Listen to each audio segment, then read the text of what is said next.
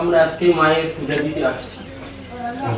আমাদের দীর্ঘদিনের একটা মনোবাসনা, তাই আজকে আমরা দুইজন মায়ের পূজা দিতে আসছি। আপনি আমাদের পূজাটা করিয়ে দিবেন, এই আমার অনুরোধ এবং বড় আশা করে আসছি আপনার এই ঠাকুর। মা বড় কল্যাণী যোগেশ্বরী ভগবতী সকলের মনোবাসনা পূর্ণ করে। একাগ্র চিত্তে যদি তার পূজা করো, সকল বাসনা তোমাদের পূর্ণ হবে।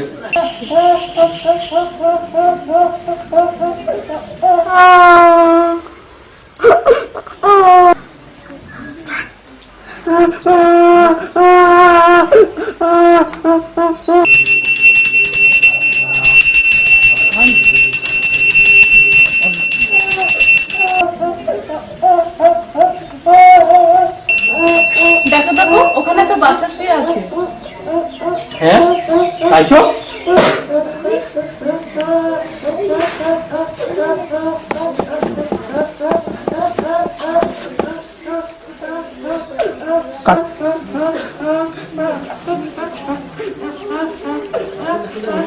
কি সুন্দর দেখতে, নিশ্চয় কোনো বড় ঘরের ছেলে।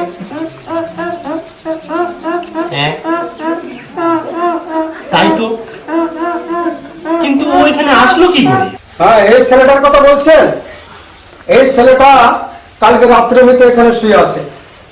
ওকে ঘুম থেকে সকালে উঠে জিজ্ঞাসা করলাম, তোমার নাম কি, কোথায় থেকে আসছো, তোমার বাবার মার নাম কি? কিন্তু ও কিছু বলছে না, বলছে ওরা আমার বাবা মাকে মেরে ফেলছে। আরে, নিশ্চয়ই ওর মা বাবা কোনো শয়তানদের হাতে মারা পড়েছে, নয়তো ওর এই অবস্থা হবে কেন?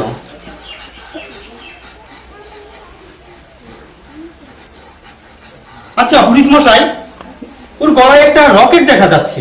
হ্যাঁ, দেখুন তো ওতে কি লেখা আছে নাকি। এই লকেটটার মধ্যে রাজা লেখা আছে। ওর মনে হয় নাম হবে রাজা। তার থেকে চলো না, ওকে আমাদের বাড়িতে নিয়ে যাই। আমাদের তো ছেলে পেলে নেই, ওকে আমরা মানুষ করবো। তুমি তো ঠিকই বলেছ, কিন্তু ও কি আমাদের সাথে যেতে চাইবে? কাঁদিস না বাবা, আজ থেকে তোর আমি মা। আয় আমার কাছে আয়।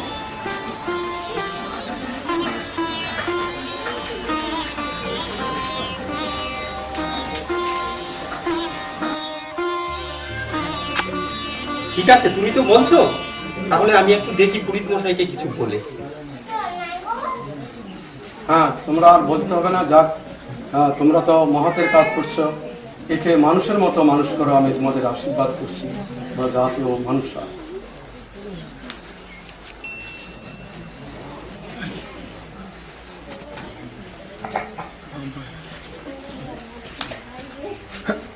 চল বাবা।